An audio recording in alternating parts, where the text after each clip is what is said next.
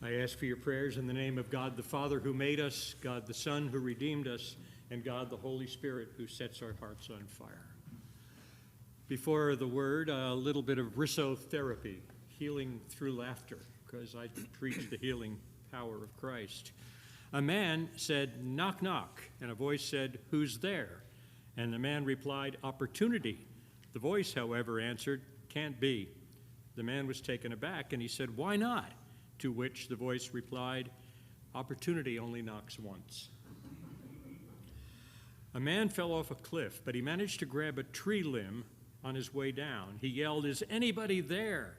And a voice answered, "I am here. I am the Lord. Do you believe me?" In despair, the man said, "Yes, Lord, I believe. I really believe, but I can't hold on much longer."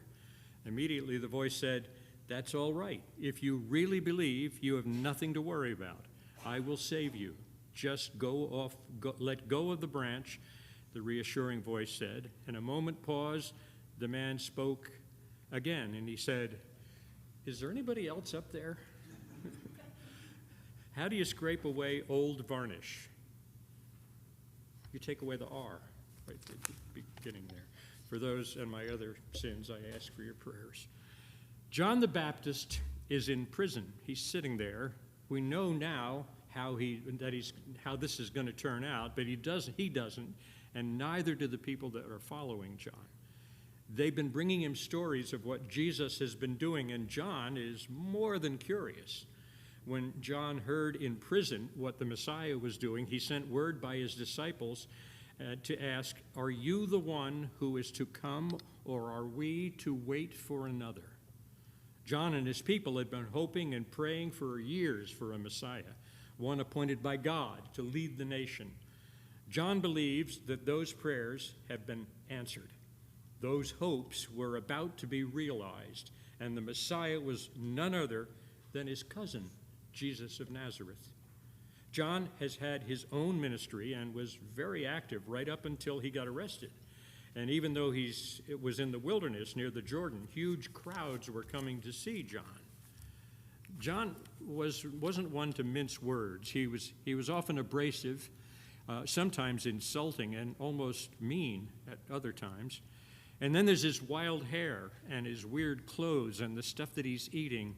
John is a man who eats locusts and honey, wild honey.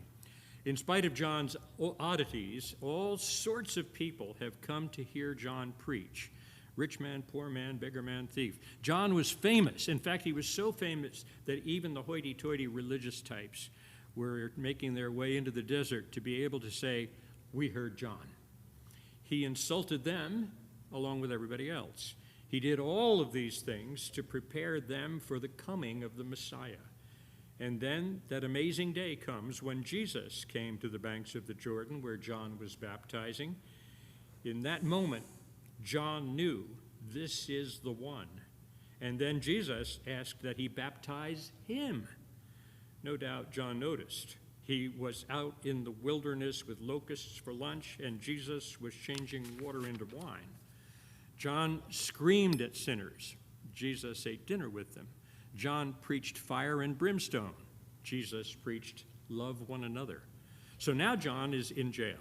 He had preached one sermon too many, and this last one mixed religion with politics, and that's a good way to get in trouble, and that's dangerous any time, at any age. In jail, there is nothing to do, so John had plenty of time to think.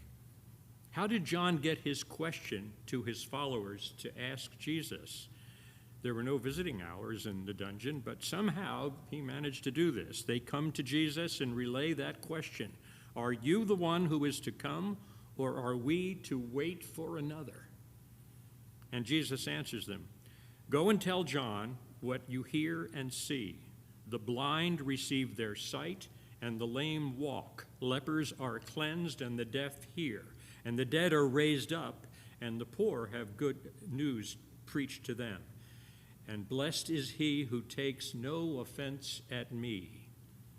Are the lost and the struggling of our day looking at us as Christians and asking, "Are you the one who is to come, or should we expect someone else?" Well, Are you the one? Are you? Think about it. Thanks be to God.